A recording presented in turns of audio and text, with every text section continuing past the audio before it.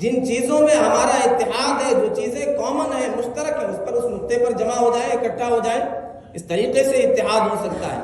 اسی طرح اتحاد کے لیے یہ بھی ضرور ہے کہ بزرگوں کے بارے میں، شخصیات کے بارے میں، لوگوں کے الگ الگ ذوق ہوتے ہیں، نظریات ہوتے ہیں۔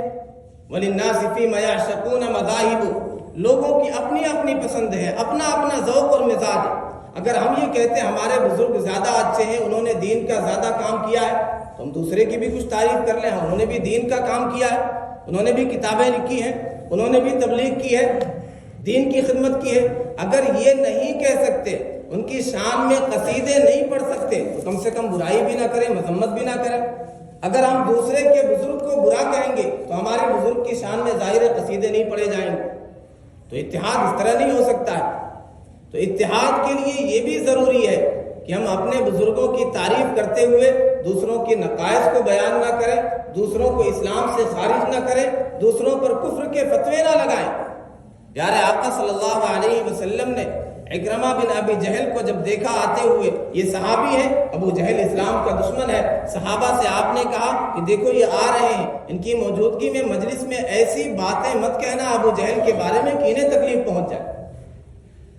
یہ کافر کے بارے میں، اسلام کے دشمن کے متعلق پیارے آقا صلی اللہ علیہ وسلم ایسی بات کہہ رہے ہیں۔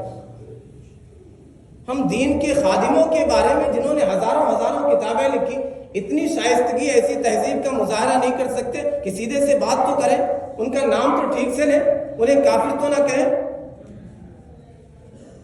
یہ سلیقہ اور تہذیب اگر اختیار کی جائے گی، نفرتیں کم ہو سکتی ہیں اور دوریاں کم ہو سکتی ہیں۔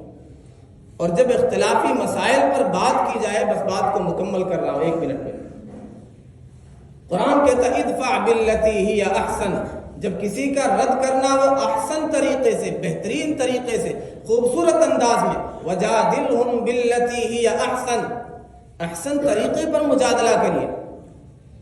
ہمارے درمیان جو اختلافات ہیں، جو زہر اگلے جا رہے ہیں، جو نفرت کی آگ بھڑک رہی ہے، اس کی ایک بڑی وجہ یہ بھی ہے کہ زبان صحیح استعمال نہیں ہوتی، زہر اگلے جا رہے ہیں۔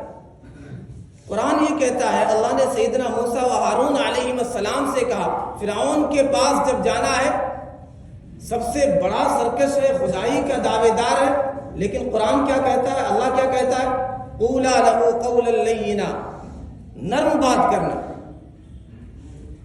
ہم اس چیز کو بھول جاتے ہیں، جب اختلافی مسائل پر بات ہوتی ہے تو سارے اعتدال کی حدوں کو پار کر جاتے ہیں، پھر گالی گلوچ سب کچھ ہوتا ہے۔ حالات اتنے سنگین ہوتے جا رہے ہیں اور دن بدن بڑھتے ہی جائیں گے، حالات اور سنگین ہوتے جائیں گے۔ وجود کا مسئلہ ہے، اگر ہم نے اپنی صفوں میں وحدت نہیں پیدا کی، متحد نہیں ہوئے، تو ہمارا وجود بھی ختم ہو جائے۔ اس لیے اگر اپنی طاقت چاہتے ہیں، اپنی قوت چاہتے ہیں اور اپنے وجود کو باقی رکھنا چاہتے ہیں، تو متحد ہو کے بدل ڈالو نظام دنیا، منتشر ہو تو مرو شور مچاتے کیوں ہو۔ اللہ ہم سب کو اتحاد و اتفاق کے ساتھ زندگی گزارنے والا بنائے۔